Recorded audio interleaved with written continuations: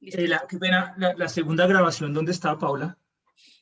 Eso es un link de Álvaro, pero ya se los comparto por el canal general. Creo que Álvaro se Listo, lo había mandado era a Jorge, pero ahorita lo paso. listo, gracias. Listo, bueno, entonces, bueno, ahí la sesión 3. Vamos a continuar un poco como con la parte un poquito más de empírica de lo que vimos el martes con respecto a pues, el modelo completo de demanda con consumidores heterogéneos. Y vamos, pues también quiero que discutamos, no sé cómo les fue, si tienen algunas dudas cuando hicieron el ejercicio, para los que lo hicieron, o si les surgieron dudas así no hayan hecho el ejercicio cuando se fueron a dormir. Pues de una vez para que las vamos respondiendo conforme yo empiezo como esta primera parte y así queda como que queda más claro y hacemos las dos cosas al tiempo. ¿No hay dudas? Listo. Entonces,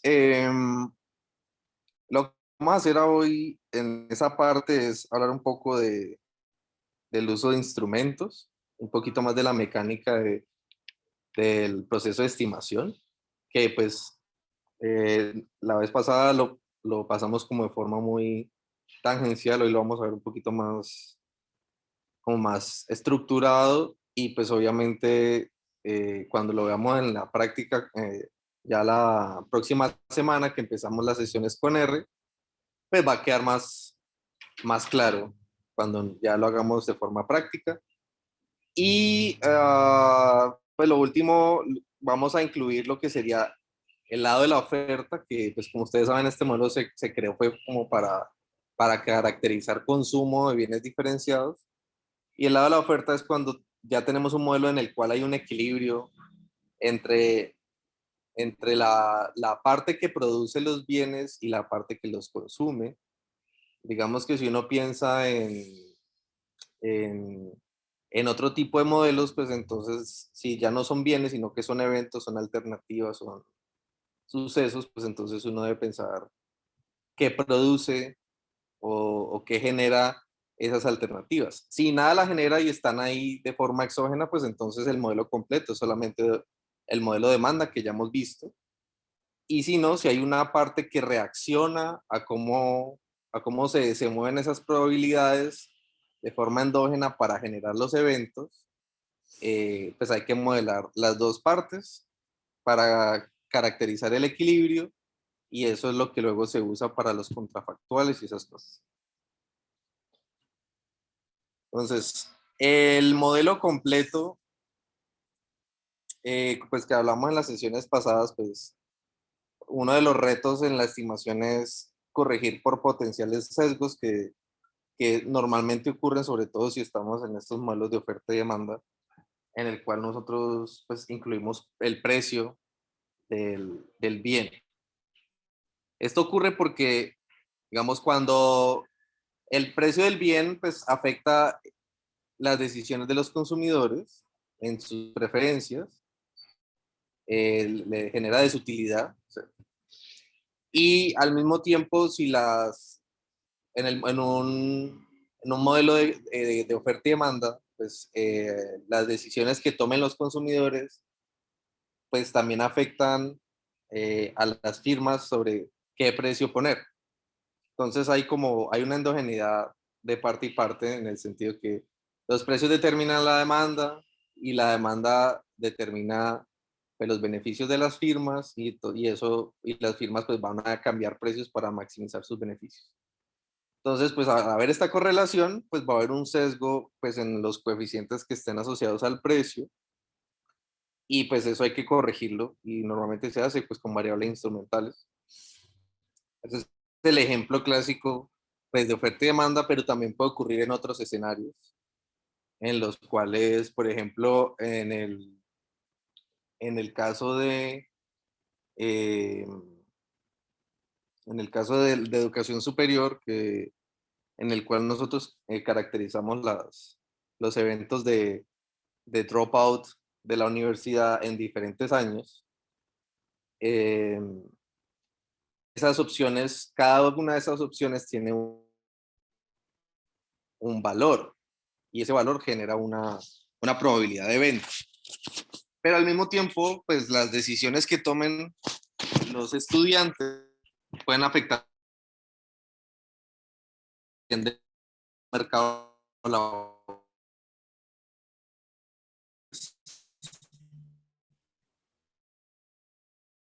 Bajar los salarios de los estudiantes graduados y pues el valor de graduarse va a ser menor. Entonces, pues la probabilidad de que alguien quiera salirse de la universidad antes de tiempo va a aumentar o viceversa. Entonces, como es como un poquito también para quitarnos un poquito la percepción de que esto solo aplica cuando hay oferta y demanda. Me disculpan si escucha mucha bulla en la calle. Mi ventana está acá al lado y entonces si en algún momento molesta mucho me dicen y yo cierro ahí la ventana. Solo se te Ya está casi. entrecortando, solo se te está entrecortando un poco, creo, o no sé si sea mi internet. No, creo que sí es el mío porque ahí me Oigo salió bien, solo un Ah, par de pitidos y ya. ok, el ok. mensajito. Sí, porque ya casi va a pasar el señor que vende el pan. Entonces, es como comerciales de los comerciales de YouTube. Listo, entonces, viste, ahí llegó. Entonces, la especificación que nosotros teníamos de la utilidad indirecta, que es como la parte lineal del modelo, sabemos que, dame un segundo, voy a cerrar la ventana.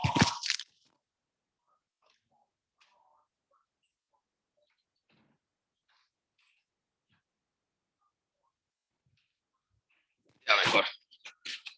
Listo, entonces, esta especificación, pues lo que nosotros siempre, la parte que observamos, que es este XI, que es lo que le llamamos la utilidad o el valor de el valor de la alternativa J que está asociada a características que no observamos nosotros, pues los investigadores, pues si eso está correlacionado con alguna de las características que están en X1 o en X2, cualquier característica R, pues entonces el coeficiente beta R que esté asociado a esa característica, pues va a estar sesgado si pues, ignoramos esa correlación.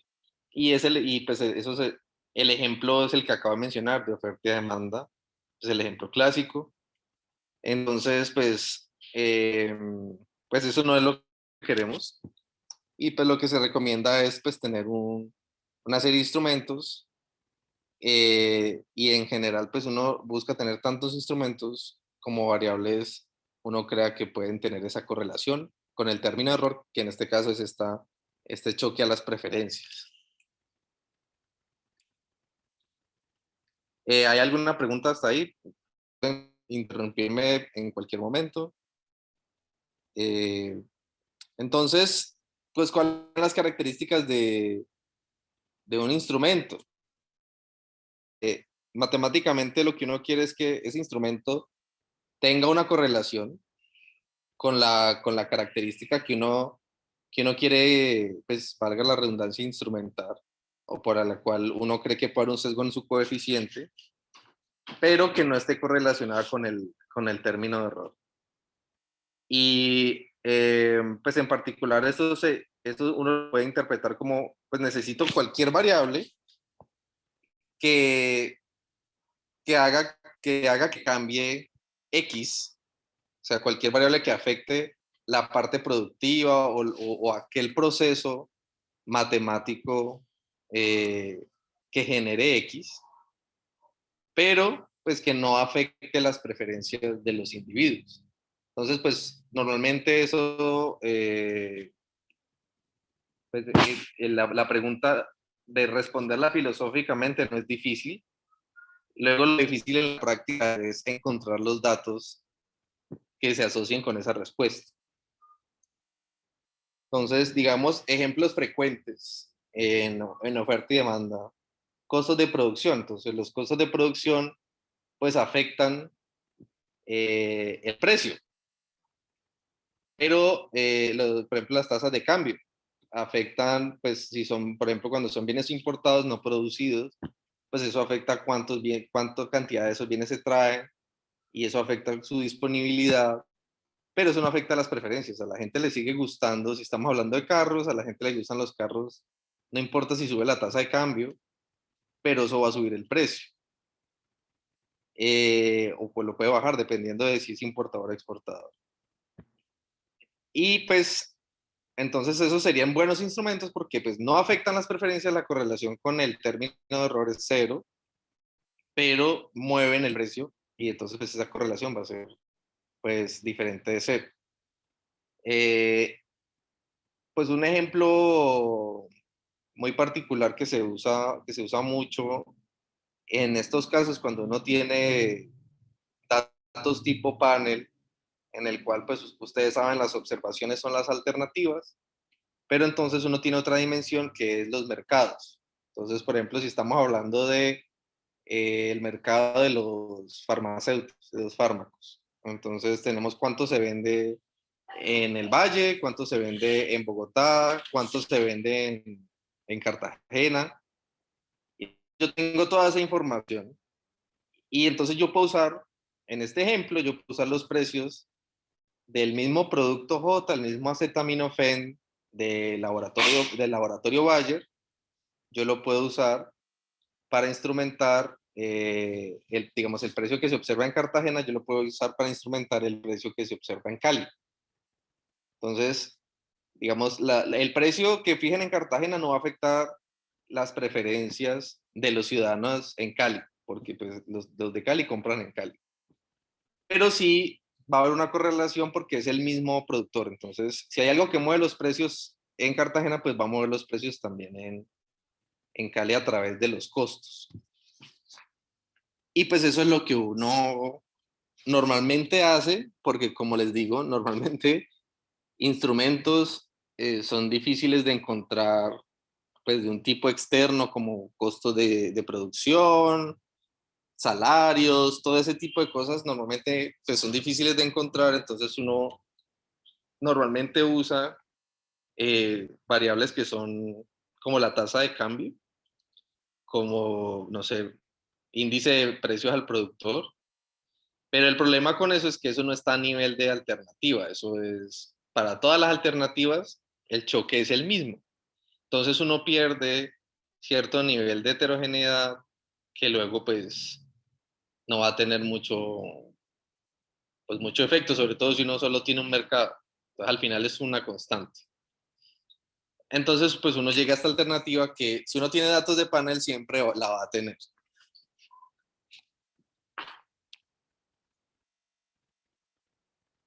¿Alguna pregunta con respecto a eso?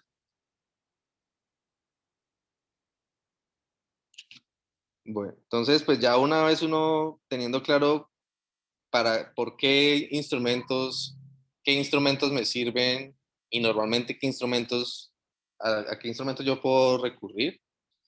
Entonces, pues pasamos a la estimación y pues aquí resumo un poco lo que hablamos la vez pasada, pues ya de forma más estructurada, como les decía, como para aclarar un poco el paso a paso.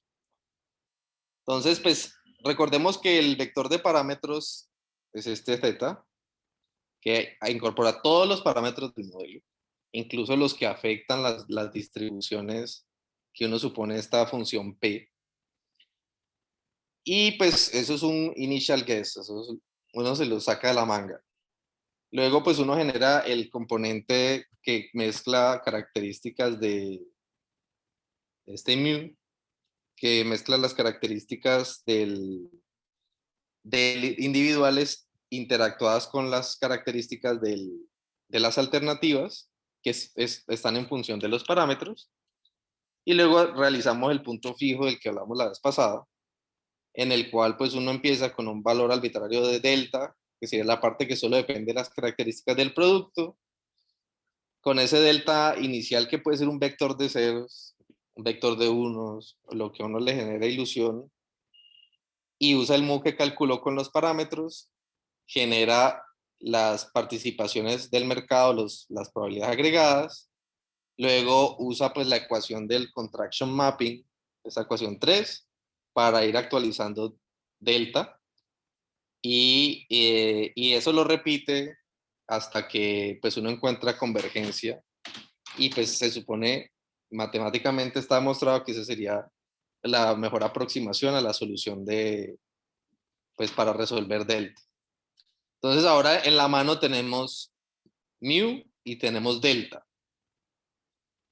Y pues tenemos el valor de las características, entonces podemos de la ecuación, de esta ecuación de acá, podemos resolver el error, ¿sí?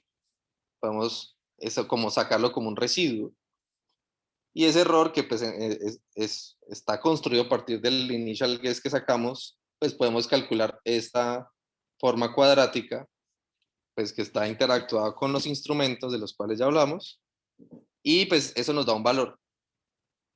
Entonces la idea es repetir desde el paso 2 para diferentes valores de teta hasta que uno minimice esa ecuación 4, y ese mínimo va a ser nuestro estimador de los parámetros. Entonces ya uno tiene los parámetros, uno con los parámetros ya después puede hacer de todo. ¿Hay alguna pregunta ahí? Eso es como el recetario que lo vamos a usar el martes, cuando tengamos datos, martes o jueves, dependiendo cómo nos rinda, para a la hora de programar.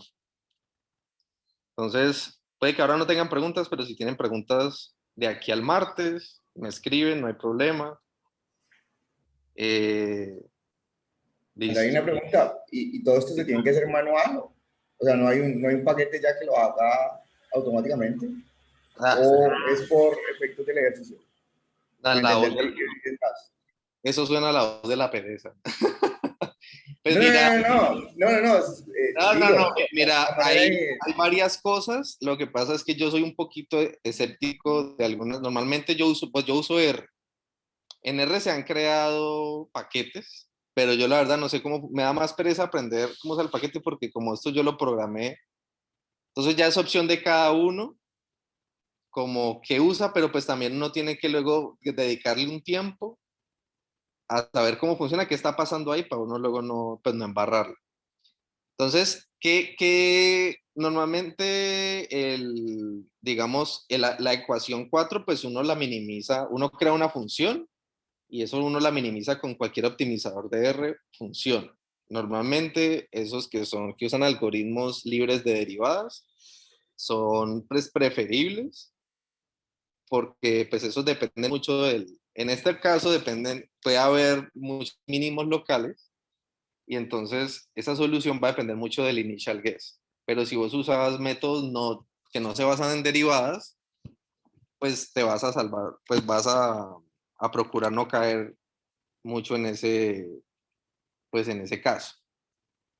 El punto fijo, yo lo que uso es una función que me lo acelera. Ese punto fijo se acerca a la solución de forma lineal y se puede volver muy lento.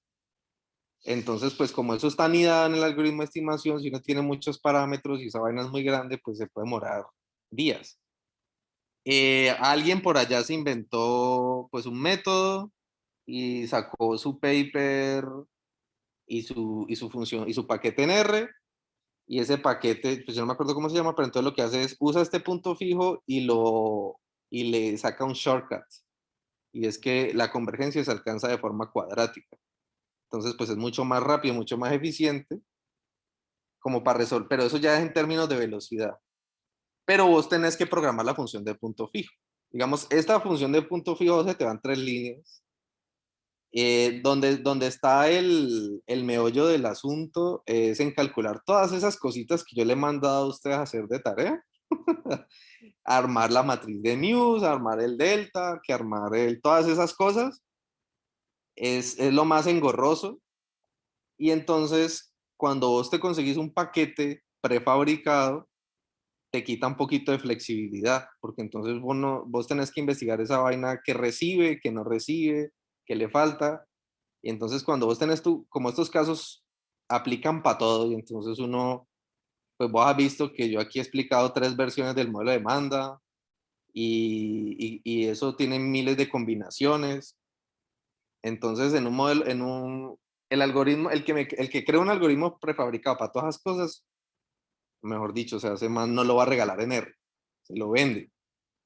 Entonces, pues yo no conozco, habría que buscar, pero pues cuando uno busca, tendría que investigar cómo funciona y pues, qué alcance tiene para lo que uno quiere.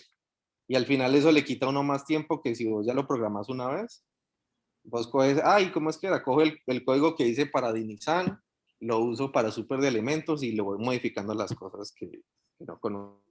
No, claro, sino que mi punto era justamente lo que dices, o sea, la probabilidad de equivocarse acá y digamos, o sea, pues de saber todos estos detalles, pues obviamente te da más flexibilidad al momento de variar cosas, pero pues uno de entrada, la probabilidad de equivocarse y que salga algo erróneo sin saber qué pasó, también es bastante alta, entonces es Exacto. como esos dos. Si vos te Entonces, pues a veces equivocas uno busca. manualmente, si vos te equivocas manualmente con tu propio código, pues es más fácil verlo, porque cuando vos metes en una función, él te dice error, o incluso puede ser no error, y vos metiste una cosa donde no era y te dan unos resultados y esto me dio raro, pero bueno, y al final eso está malo. Pues sí, que si existe algo, no sé, yo una vez sí estuve buscando y yo intenté ser el creativo que, pues cuando yo recién empecé, ser el creativo y tener mi paquete VLP, pero conforme uno va sacando proyectos, se va dando cuenta que sacar algo así es, es muy difícil porque hay muchos casos y hay mucha aplicación, entonces, pues al final sale más, o sea, si yo fuera a ganar plata con eso, pues le dedico unos años a programar, pero pues no. Pero, Eh, pero entonces ahí con lo que dices es como, hay una duda de qué tan generalizable es como tal este modelo. Pues digamos una vaina más, digamos más sí, o sea, por para eso yo lo pensarlo, generalizo, por eso, pero es como, pero entonces si lo mencionas que es tan aplicativo a cada caso y tan modificable a cada caso, pues es supremamente difícil, diría yo, pues sí, o sea, impráctico, más que difícil, impráctico, pues en muchos sentidos. Entonces, es como pensando en eso, ¿sí me entienden? No. no, sí, o sea, lo que pasa es que si vos conoces si vos ya lo has programado una vez y entendés la lógica, vos puedes sacar tu propio código y copy-paste y le arreglo una cosita y listo, ¿sí? En cada caso le voy arreglando una cosita y chao. Entonces, o sea, yo no digo que sea impráctico tener el código general, el código máster. Lo que pasa es que en el código máster vos empezás a generalizarlo para los 1000 casos que existen y vos no vas a usar los 1000 casos que existen ahora. Entonces, pues es más fácil que vos vayas creando tu código conforme te van saliendo casos y lo vas generalizando poco a poco. Eso es como lo que yo digo. Porque vos los 1000 casos que podés aplicar, por decir un número, con estos modelos, pues no los vas a hacer de pronto en tu vida si al final el mundo depende de esto y llaman a Cuantilca 8 días para esto. Pero mientras tanto, o sea, es una inversión hacer para todo eso que pues hay que ver cuál es el beneficio de esa inversión. Yo no le vi beneficio a esa inversión y entonces pues yo tengo mi código, cada vez que me sale un proyecto y que le mete una arandela nueva que yo no incluyo, pues lo voy modificando, pero por lo general ya lo que yo hago es muy del mismo estilo y digamos, algo que yo he hecho en este curso es generalizarlo lo más que pueda precisamente por eso digamos yo escribo esta ecuación así y que Álvaro la ve y no la reconoce porque normalmente está, no, qué precio y las características, pero a veces, como les decía, a veces es el que es aleatorio el coeficiente, que es en I, a veces son las características individuales, hay muchas formas de hacerlo y digamos, lo que yo quiero es como que ustedes no se cierren en que uno lee un paper, porque ustedes pueden leer VLP o la guía de Neo y eso está masticadito, pero no esté generalizado, digamos, a todas las aplicaciones que nosotros hemos hecho y las que se pueden hacer. Entonces, uno puede imaginarse 1000 aplicaciones y hacerlas todas, o ir por lo que le vaya saliendo a uno. Yo recomiendo siempre, como por lo menos unos casos, hacerlos a mano y si vos y para entenderlo, porque pues para poder entender esto bien hay que hacerlo. Y ya si vos encontrás pues un paquete que te sirva para los casos que estás haciendo, pues bien, pues y se sirve, pues hay que usarlo. Sería ineficiente no usarlo. Súper. ¿Eso resuelve tu duda? ¿Sí o no? Sí, sí, sí, sí, por supuesto. Gracias. Listo. Entonces, pues ya una vez claro esto, pues vamos a meterle más cosas. Vamos a complicarlo más. En realidad no se complica mucho más, pero pues vamos a meterle más arandelas. Y entonces lo que estamos haciendo ahora es el modelo con oferta. Digamos, yo aquí no lo generalizo a otras cosas porque, digamos, es más difícil pensar en un caso general del proceso de oferta que sea similar al proceso de oferta. Entonces, lo que les decía al principio, uno tiene que pensar esto como un modelo, un equilibrio en el cual hay un proceso que genera las probabilidades de consumo, las probabilidades de evento, que es lo que ya hemos visto en todas estas sesiones, y hay un proceso que genera las alternativas. Entonces, en modelos de oferta y demanda, el proceso que genera las probabilidades de eventos se llama demanda, y entonces son cuotas de mercado, utilidad, probabilidad de consumo, etc. Y la parte el proceso que genera las alternativas se llama oferta, que son las firmas que producen a un costo y por un precio. En otras aplicaciones ya uno normalmente no existe.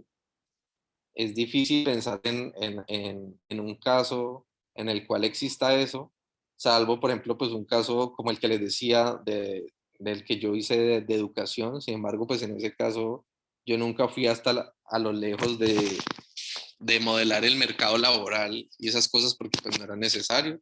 Entonces, pues el modelo no necesitaba ese equilibrio. Pero pues a veces puede ocurrir y cuando eso ocurra, pues es mejor estar preparado y entonces pues tenemos el modelo con oferta. Entonces este modelo con oferta, entonces vamos a pensar que existen F agentes distintos, en este caso firmas, que producen las alternativas que se están consumiendo por el otro lado. Y en particular en este caso de las firmas, pues las firmas tienen una función objetivo que es maximizar sus beneficios, los cuales dependen de una de las características de las alternativas, en este caso, el precio. Y pues lo que ellas buscan, estos beneficios, pues va a ser aquí precio menos costo multiplicado por cantidad, y como ustedes pueden ver, pues aquí las cantidades van a depender del precio. ¿Por qué? Pues porque el precio afecta es una característica que va a afectar las preferencias, y las preferencias afectan pues las cuotas de mercado, y las cuotas de mercado pues van a afectar las cantidades. El costo, pues que si uno lo quiere modelar, normalmente pues uno asume que depende de las características observables que afectan el costo y pues de un choque no observable que va a ser este omega. Y pues como de las cantidades,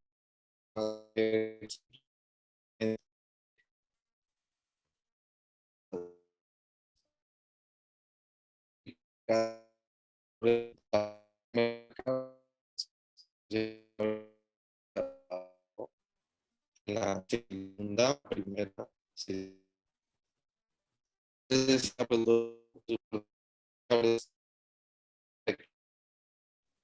Un momento, Juan David, no sé si soy yo o usted, pero creo que es usted. ¿Puedo ver si Ahora, está? el 30 equilibrio segundos. Yo en también este perdí el audio. modelo de demanda va a haber esta. Ay, hijo de madre. Era el único que no podía caerse.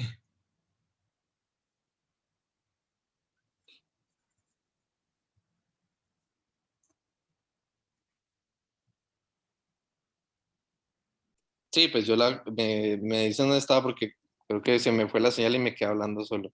Estamos aquí, sí. Estaba como por la ecuación 5 más o menos. Ah, ok, entonces, pues en la ecuación 5 que son los beneficios, pues va a ser precio menos costo multiplicado por la cantidad, digamos en este caso particular, y donde pues, la cantidad pues, se define simplemente como las participaciones de mercado multiplicado por el tamaño del mercado potencial, y el costo se define como esta combinación entre pues, unas características no observadas del costo y unas que sí son observadas, que es este W, y pues en particular uno quiere modelar esto, pues no lo, para luego hacer, si uno quiere hacer, eh, si uno cree que sus experimentos contrafactuales van a afectar el costo de alguna forma. Y Aquí en tengo particular, una pregunta, Juan David. Aquí está suponiendo que ese M es determinístico, no depende de nada. Porque si los P son muy altos, pues el M sería más bajito. A menos que M es la demanda total o no. M es el mercado potencial, entonces en el corto plazo no se afecta por P. Entonces, por ejemplo, normalmente M es, por ejemplo, digamos en el caso de los cuadernos, ¿cuántos estudiantes de escolares y universitarios hay en el país? Multiplicado por un número de cuadernos promedio que usen. Entonces, si se mueve el precio de un cuaderno norma, pues en el corto plazo no va a cambiar M, no se van a producir más estudiantes, ni los estudiantes van a empezar a usar menos cuadernos en promedio. Entonces, pues ese M uno lo asume que es determinístico, pues con cierto grado de racionalidad. Ya, pero si fuera carros, entonces el M factiblemente dependería del P. No, si fueran carros, pues en carros, por ejemplo, lo que afecta el tamaño M, que es lo que me preguntaba Andrés la otra vez, era, pues, por ejemplo, el COVID. Entonces, pues, el COVID tiene un choque sobre la renta y la renta, pues, está aquí metida. Entonces, pues, va a afectar la utilidad y va a afectar las participaciones, pero no el M, porque al final, ¿quiénes consumen carros? Pues, todas las familias, uno como les decía la otra vez, uno define M pues, de acuerdo a un cierto criterio filosófico. Y eso con cierta referencia. Entonces uno dice, ¿quiénes son los que consumen carros en Colombia? Pues las familias, los hogares. Entonces, ¿qué tipo de hogares? Pues los que viven en ciudad, no sé. Y ¿cuántos carros consume cada hogar? Pues pongámosle que uno en promedio cada año. Entonces, si viene el COVID, pues las familias, en un año, pues sí hay una tasa de mortalidad, pero pues el porcentaje es muy pequeño como para que eso afecte la existencia de esas familias. Lo que va a afectar no es el tamaño de cuántos clientes tengo, sino su comportamiento. Porque entonces, como hay un choque económico, tienen menos renta, entonces consumen menos o prefieren darle prioridad a otras cosas, entonces pues uno mete el choque de otra forma.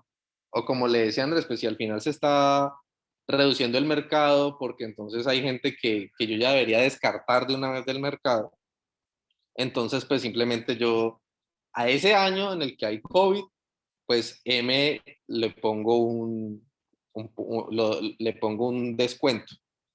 Pero al final el que afecta a M no es el precio, son otras cosas, porque el precio en el corto plazo no va a afectar el número de clientes, por eso se llama mercado potencial. Lo que afecta al mercado potencial son cosas como la renta, como pues, la actividad económica, entonces si la economía le está yendo re mal, entonces pues uno puede afectarlo de alguna forma, o si hay pues un cambio demográfico, pues entonces eso es otra cosa. Depende de cómo lo defina uno. Pero nunca, no va a ser endógeno al precio. Por lo menos pues, no en un modelo estático como este. Ok. Pero bueno, entonces esos SJ, ya no me acuerdo si en otras sesiones había hablado de SJ y es lo mismo, pero esos SJ suman 1. ¿Sí? Esos SJ con J de J igual a 0 hasta J mayúscula suman 1. Ok. Siendo Listo. J igual a 0, el outside option que es no comprar, por ejemplo, en el caso de carros. Ah, ahí está entonces la respuesta a mi pregunta. Claro, la otra option es eso. Listo. Bien. Exacto. Exacto. Entonces, exacto. Ahí con lo que sí es endógeno al precio es el outside option. Listo, ¿qué más? Bueno, pasemos acá. Entonces, pues el proceso que genera las alternativas, pues tiene una función objetivo, así como el proceso que las consume, en el cual era la utilidad. Aquí lo que tenemos es los beneficios. Y pues las condiciones de primer orden están dadas por estas ecuaciones 7 y 8, en el cual pues uno puede caracterizar el precio en función que va a ser el costo más un markup.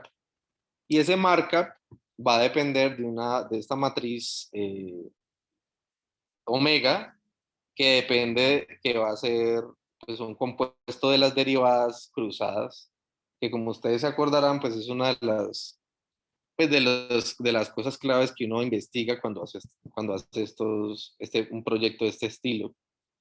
Entonces, pues aquí no hay nada de misterio. Pues los precios yo los veo, los costos, se supone que yo no veo los costos, se supone. Pero entonces yo observo, al yo deducir delta y todas esas cosas con lo que ya vimos, yo puedo calcular estas derivadas, y pues este S pues es simplemente las participaciones del mercado, pues que son datos que yo tengo a la mano.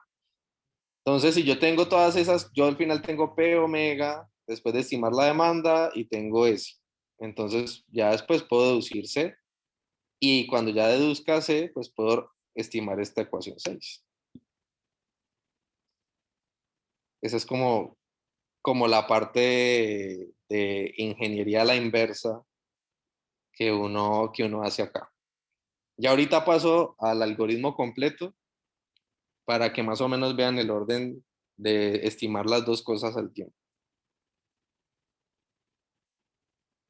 Y pues esas derivadas cruzadas que se las quedé viendo la vez pasada, las puse en esta presentación también. Y es simplemente, ya ahorita como tenemos estos productos heterogéneos, van a estar medidas de esta manera, definidas de esta manera, perdón, donde pues como recordemos, como hay consumidores heterogéneos, pues va a depender de las distribuciones que asumamos, y va a depender de las probabilidades individuales, que son estas S y J, son las probabilidades individuales que vienen dadas directamente por la combinación de delta y mu. Entonces, digamos aquí, si uno quiere sacar esta, pues en realidad aquí lo que uno está incluyendo pues no es cualquier X, sino en particular el precio. Entonces aquí iría, en vez de XK, iría P. Entonces, ¿cómo la elasticidad, la derivada cruzada, cómo cambia la participación de mercado de J cuando el precio del producto K cambia en una unidad? Si el K es el mismo J, pues va a ser de esta forma, donde este beta R pues va a ser el coeficiente del precio. Y si son cruzadas, o sea, son productos distintos, pues va a ser de esta forma.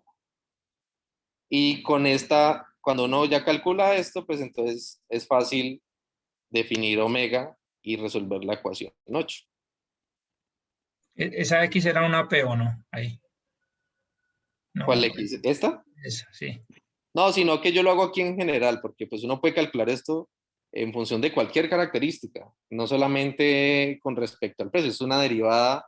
Ah, es una sensibilidad, lo que sea. Exacto, eso es una derivada simplemente. Lo que pasa es que la que normalmente se usa es la del precio, siendo el precio una de las características. Y pues en particular hago el ejemplo aquí con el precio porque es precisamente la que uno necesita aquí para definir esta matriz omega, invertirla y resolver por C. Listo, entonces ahora, bueno, ya con todos los juguetes, ¿cuál es el siguiente paso? Y es, bueno, ya que yo conozco todos estos procesos, tengo los datos, y bueno, ahora, ¿cuál es el objetivo?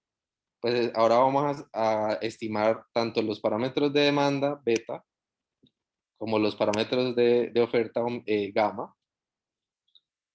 Y esto es similar pues con un caso de ecuaciones simultáneas, en la cual yo tengo dos términos de error y pues yo estimo los dos parámetros al mismo tiempo.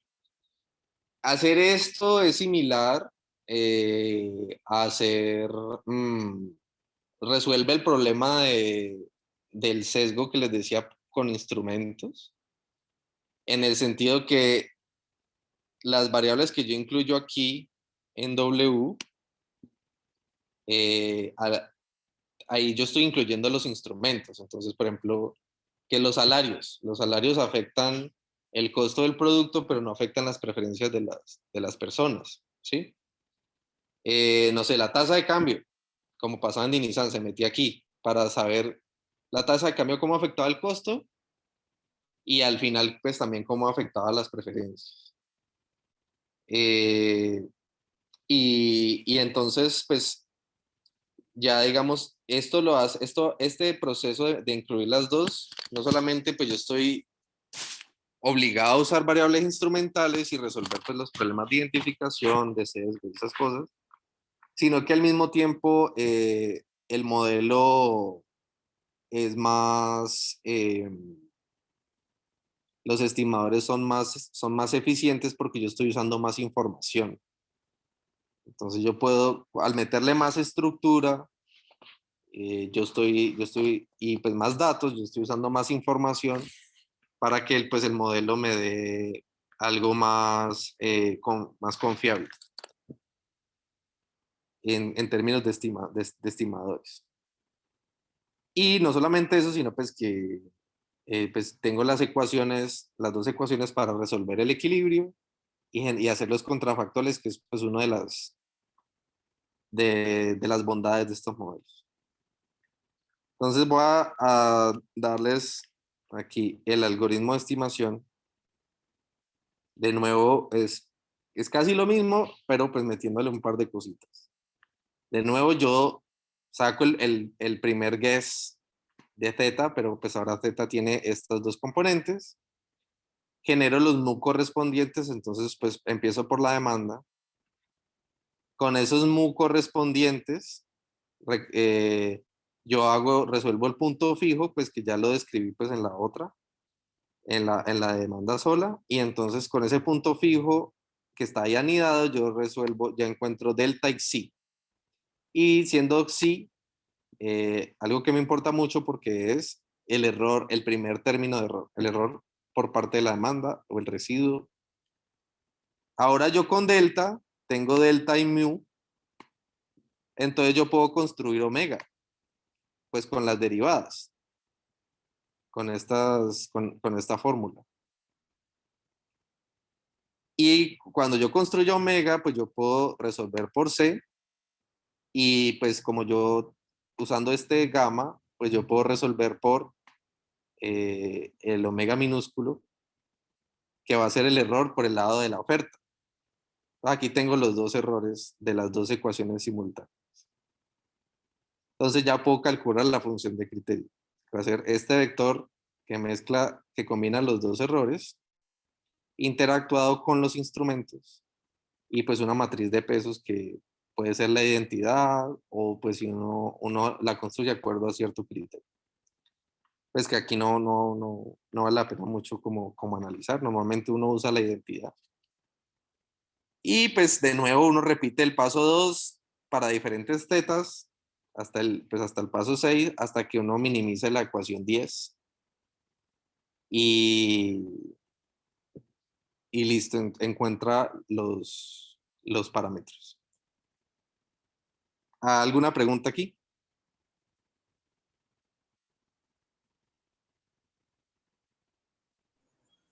Listo.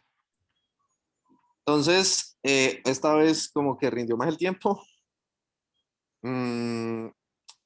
Aquí, pues estas son como aplicaciones, todas las aplicaciones que hemos hecho.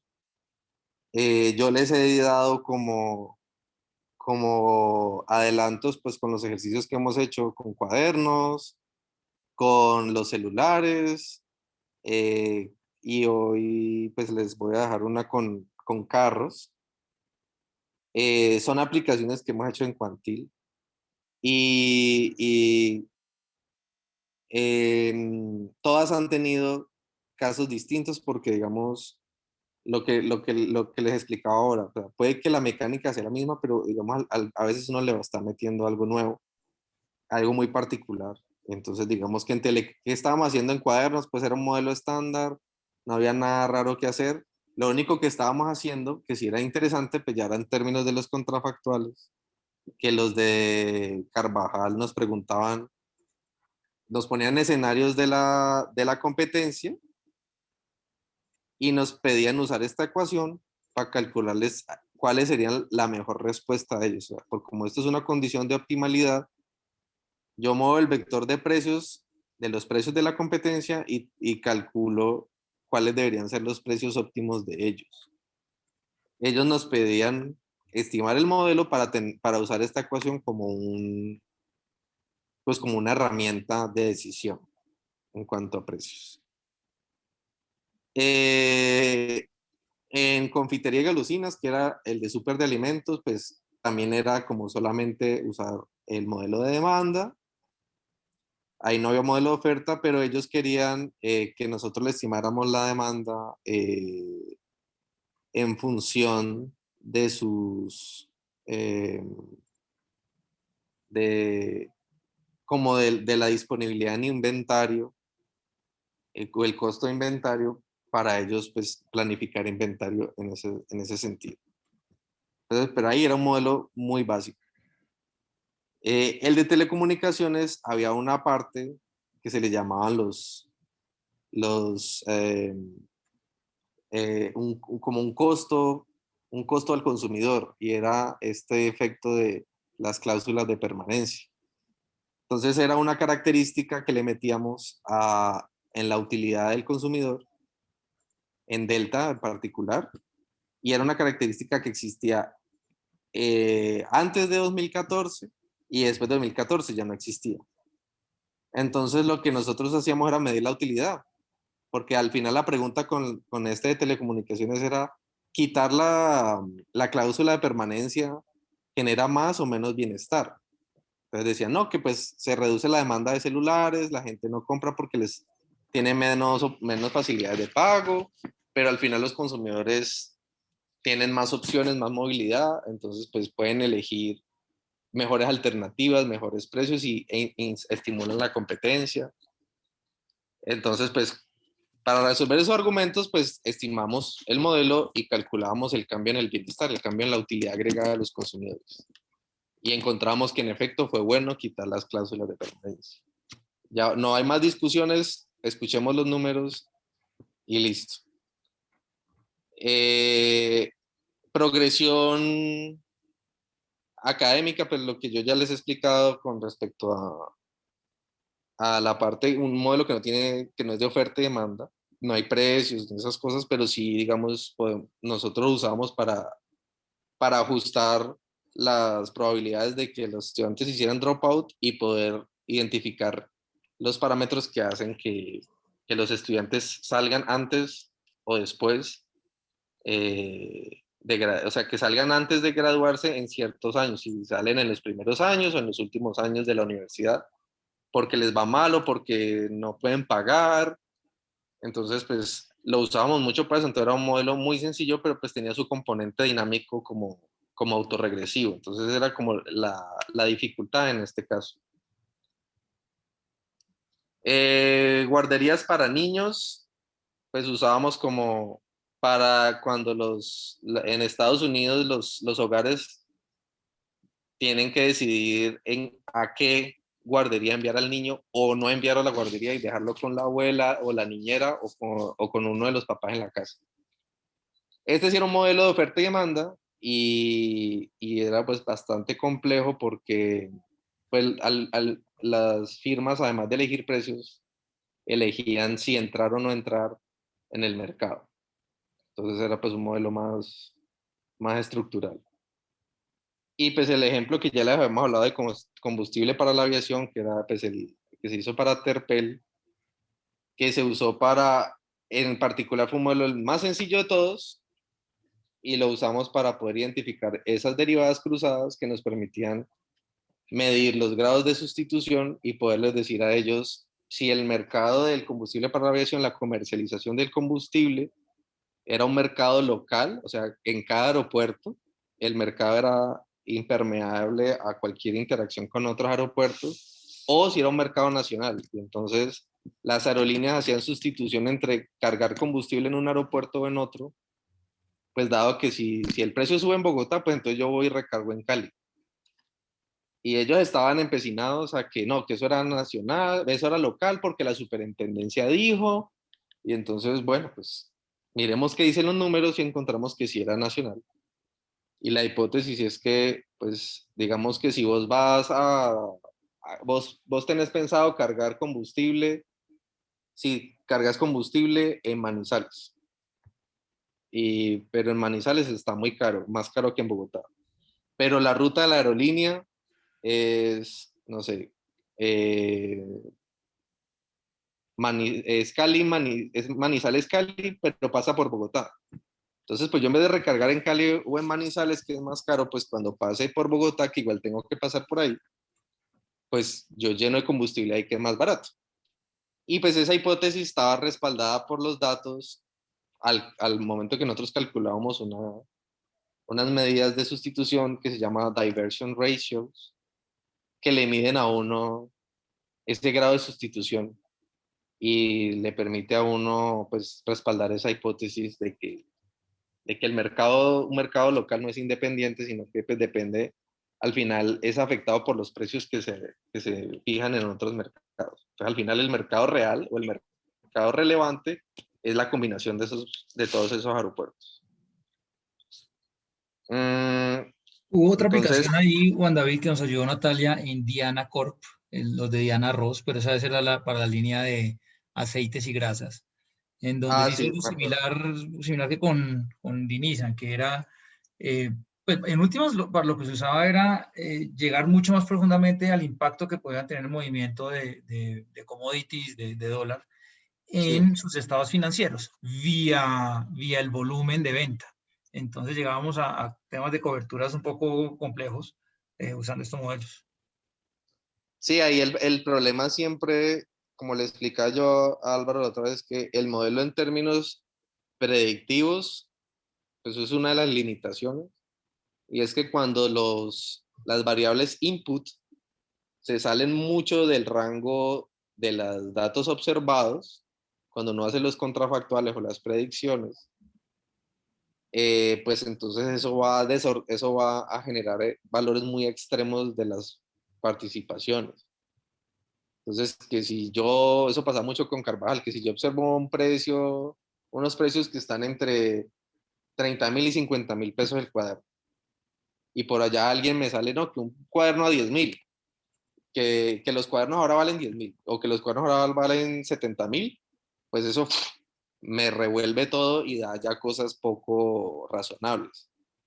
Y eso es por el hecho de que cuando uno resuelve el modelo y asume que es valor extremo el choque, pues entonces uno tiene eso en términos exponenciales que genera muchos valores extremos cuando uno está por fuera del rango. Y pues eso era lo que pasaba mucho con Dinisan y con Diana, porque como uno alimentaba esas cosas con choques muy volátiles de tasa de cambio y, como decías, de commodities que a veces, digamos, en las predicciones estaban bien, pero cuando uno hacía simulaciones, quedaban tasas de cambio de 15.000 pesos el dólar o tasas de cambio de 1.000 pesos el dólar, pues el modelo se enloquecía. Porque pues ahí uno está buscando extremos y al final extremos es en donde el modelo es débil. Pues eso era lo que pasaba. Entonces uno luego tiene que ingeniárselas como ¿para qué? Para resolver eso. Pero sí, limitaciones, esa es una de las limitaciones grandes del modelo. Bien, sí. Entonces, como para terminar, y como es costumbre, está esta aplicación, hablando de Dinisan, donde vamos a repetir lo mismo.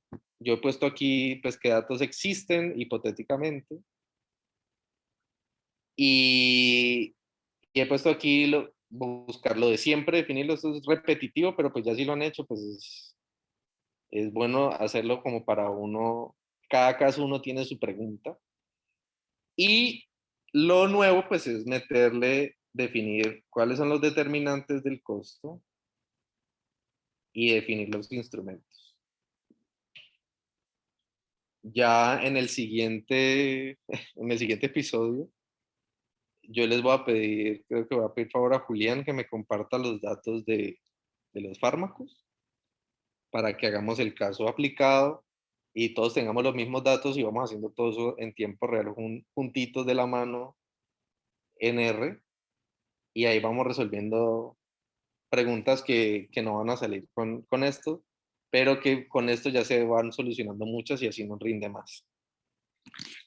No sé si tienen preguntas, sugerencias, comentarios.